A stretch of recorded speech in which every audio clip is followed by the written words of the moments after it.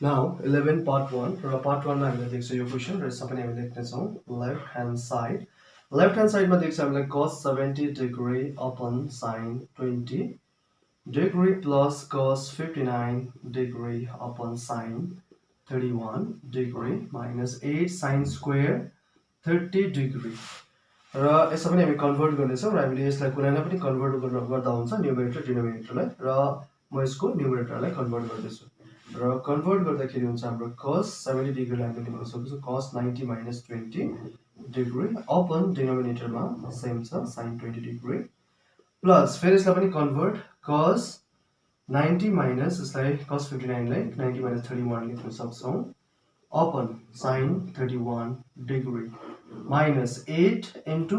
sin 30 को value हाम्रो trigonometric टेबलबाट 1/2 हो यहाँ स्क्वायर भएकोले गर्दा होल स्क्वायर र cos 90 minus 20 भनेको हाम्रो sin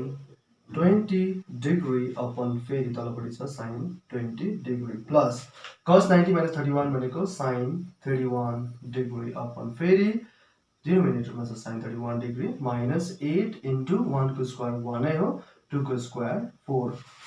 र न्युमरेटर डिनोमिनेटर सेम छ यो क्यान्सल यो पनि क्यान्सल 4 ले क्यान्सल 4 1 4 4 2 8 र हाम्रो आउँदैछ फर्स्ट टर्मबाट 1 सेकेन्ड टर्मबाट पनि 1 र थर्ड टर्मबाट हाम्रो 2 1 2 र 1 plus 1 एड गर्दाखेरि 2 minus 2 क्यान्सल र यसको भ्यालु चाहिँ रहेछ 0 therefore left hand side equal to right hand side hence proved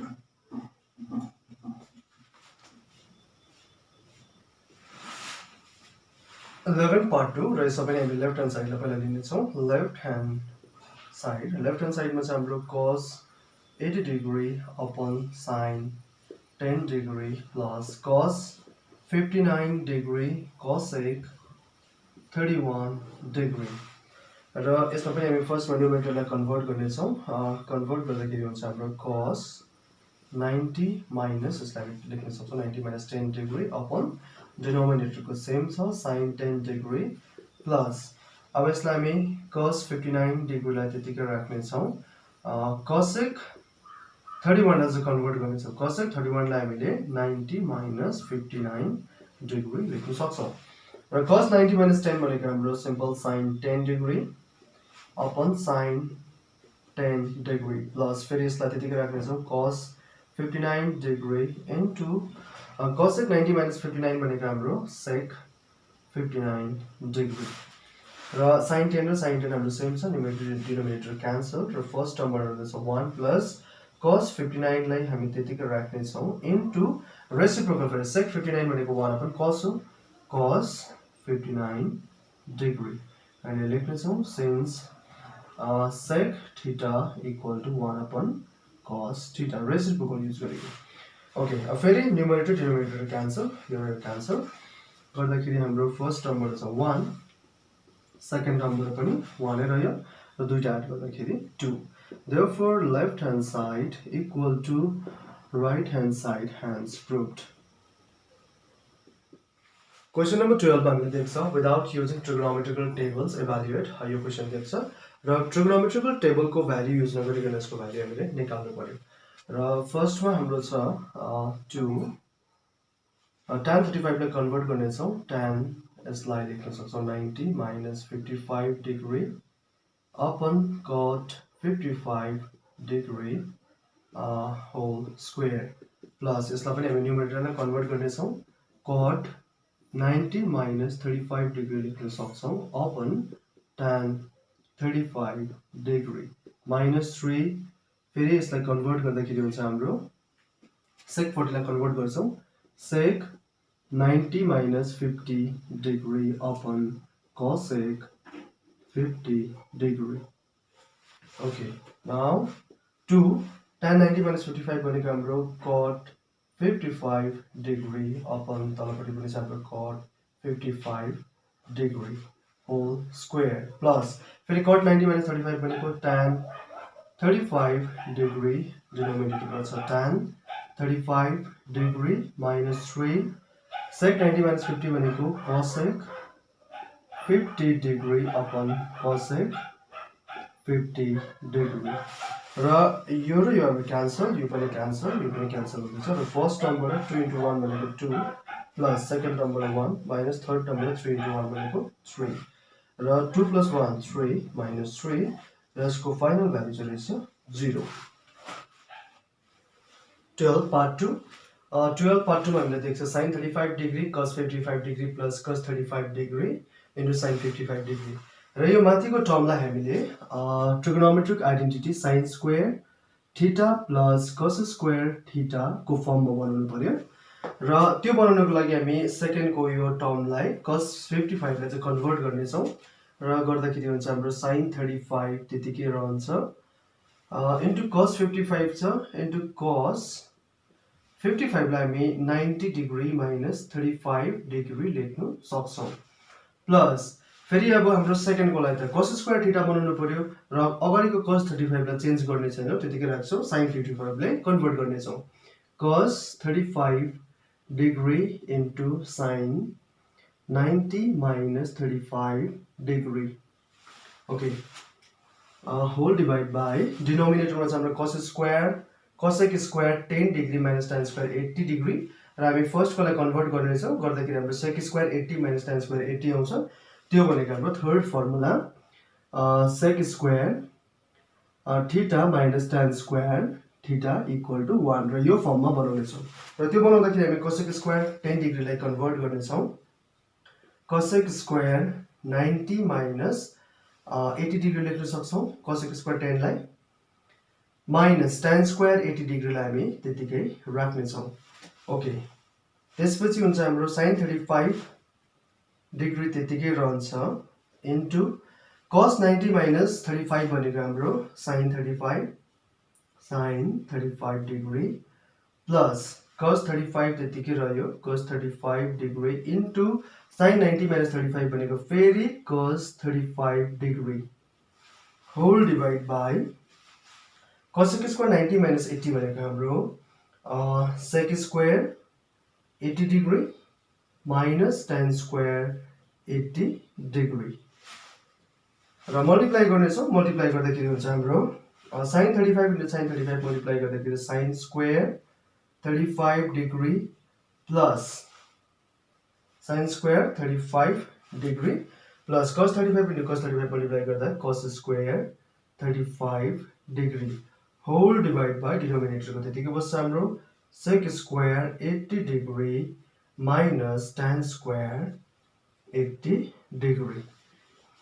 okay अब यो माथिको टर्म भनेको हाम्रो trigonometric आइडेन्टिटीबाट sin square theta plus cos square theta को फर्ममा छ यो फर्ममा